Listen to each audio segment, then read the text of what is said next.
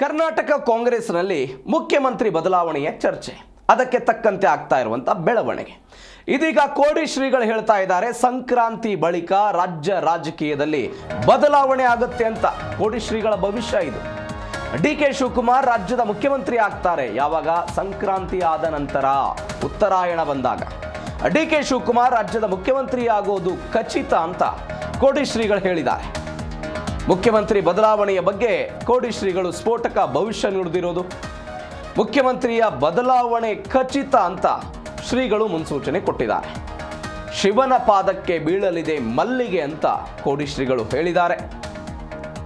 ಶಿವನ ಮುಡಿಯ ಮೇಲಿರುವಂಥ ಮಲ್ಲಿಗೆ ಶಿವನ ಪಾದಕ್ಕೆ ಬೀಳಲೇಬೇಕು ಎನ್ನುವಂಥ ಮುಖಾಂತರ ಡಿ.ಕೆ. ಶಿವಕುಮಾರ್ ಅವರ ನಿರೀಕ್ಷೆಯ ಸಿಎಂ ಪಟ್ಟ ಅವರ ಪಾಲಿಗೆ ಒದಗಿ ಬರುತ್ತೆ ಎನ್ನುವಂಥ ಅರ್ಥದಲ್ಲಿ ಇದೀಗ ಭವಿಷ್ಯವನ್ನು ಹೇಳಿದ್ದಾರೆ ಕೋಡಿ ಶ್ರೀಗಳು.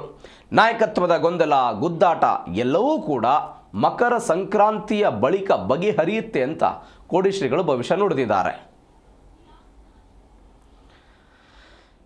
ಕಳೆದ 12 ದಿನಗಳಿಂದ ಆಗ್ತಾ ಇರುವಂಥ ರಾಜ್ಯದ ಬೆಳವಣಿಗೆಗಳು, ಬೇರೆ ಬೇರೆ ಅರ್ಥಗಳಲ್ಲಿ ಕೆಲವೊಂದಿಷ್ಟು ಜ್ಯೋತಿಷಿಗಳು ಕೂಡ ಡಿ.ಕೆ. ಶಿವಕುಮಾರ್ ಅವರ ಪರವಾಗಿ ಮಾತನಾಡಿದ್ದನ್ನು ನಾವು ಗಮನಿಸಿದ್ವಿ. ಇದೀಗ ಕೋಡಿ ಶ್ರೀಗಳು ಕೂಡ ಹೇಳ್ತಾ ಇದ್ದಾರೆ, ನಾಯಕತ್ವ ಬದಲಾವಣೆ, ಗೊಂದಲ ಎಲ್ಲವೂ ಕೂಡ ಮಕರ ಸಂಕ್ರಾಂತಿಯ ಬಳಿಕ ಬಗೆಹರಿಯುತ್ತೆ ಅಂತ. ಉತ್ತರಾಯಣದ ನಂತರ ಇವೆಲ್ಲವನ್ನು ಕೂಡ ಬಗೆಹರಿಸುವ ಪ್ರಯತ್ನ ಆಗುತ್ತೆ.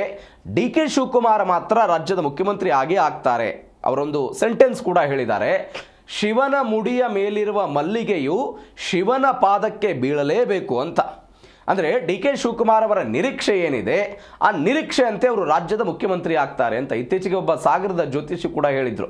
2027 ತನಕ ಡಿ.ಕೆ. ಶಿವಕುಮಾರ್ ಅವರಿಗೆ ರಾಜಯೋಗ ಇದೆ, ಅವರಿಗೆ ಇದ್ದಂಥ ಎಲ್ಲ ಸಂಕಷ್ಟಗಳು ಕೂಡ ಮಾಯ ಆಗ್ತಾ ಇದೆ, ಈಗ ರಾಜಯೋಗ ಶುರುವಾಗ್ತಾ ಇದೆ ಈಗ ಅವರಿಗೆ. ಹೀಗಾಗಿ ಅವರು ರಾಜ್ಯದ ಮುಖ್ಯಮಂತ್ರಿ ಆಗ್ತಾರೆ, 2027 ತನಕ ಕೂಡ ರಾಜ್ಯದ ಮುಖ್ಯಮಂತ್ರಿಯಾಗಿ ಮುಂದುವರಿತಾರೆ ಎನ್ನುವಂತಹ ಭವಿಷ್ಯವನ್ನು ನುಡಿದಿದ್ರು. ಇದೀಗ ಕೋಡಿ ಶ್ರೀಗಳು ಕೂಡ ಅದೇ ದಾಟಿಯಲ್ಲಿ ಮಾತನಾಡಿದ್ದಾರೆ.